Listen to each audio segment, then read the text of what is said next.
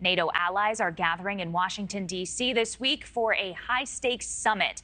This year marks the 75th anniversary of the world's biggest security organization, and all eyes are on President Joe Biden as he hosts the three-day summit in D.C.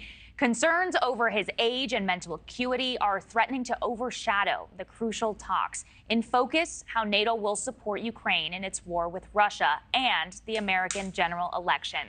Joining me now is NewsNation senior national security contributor, retired Air Force Lieutenant General Richard Newton. General, thanks for joining us this morning. Always great to chat with you. I wanted to get your perspective on how NATO members are reacting to the firestorm, if you will, surrounding President Biden recently. Are our allies concerned? Well, good morning, Brooke. Always good to be with you. This is a very serious, consequential summit of NATO. It's the 75th anniversary. And you'll see all the European leaders there. By the way, the Prime Minister of Japan and others will also be in attendance, as well as President Zelensky of Ukraine. So it's very consequential.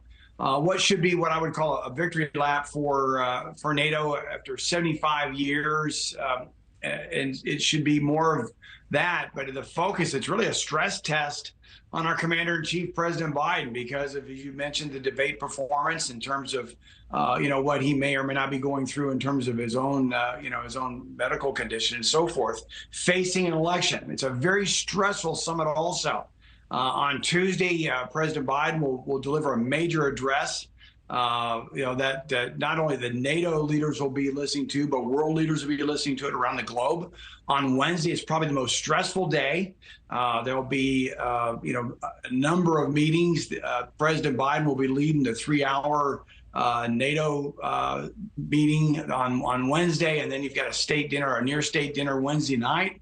Then on Thursday, there'll be a number of bilateral meetings that he'll have with many of the NATO leaders present, as well as with President Zelensky. Then he closes it with a major press conference on Thursday. So this is a big week, not only for President Biden, not only for the NATO alliance, but for the United States. What are you listening for in these conversations and, throughout this week from President Biden? What I'm focused on is first and foremost showing, again, unrelenting support of Ukraine in the battlefield. I believe an objective here of the alliance led by President Biden in the United States should first that the United States and NATO is unified, and will declare that on Friday, of its support for Ukraine to defeat Russia on the battlefield, and then compel Russia to get back within its own borders. That's point one. Secondly, I'll be looking for a strong communique on Friday that talks about not necessarily an invitation for Ukraine to join NATO, but what I would call a bridge for Ukraine that is showing great support, unified support of all members of NATO, all 32 members. At some point will invite Ukraine into NATO. That'll be key. Those are the two key points I'm looking for this week. Yeah, some calling it a pivotal week for President Biden in D.C. Lots to watch there. Lieutenant General Richard Newton, thanks so much for joining us. Appreciate it. Thanks for watching, everybody. Go to joinnn.com to find NewsNation on your television provider. Also, don't forget to click that red subscribe button below to get more of NewsNation's fact-driven, unbiased coverage.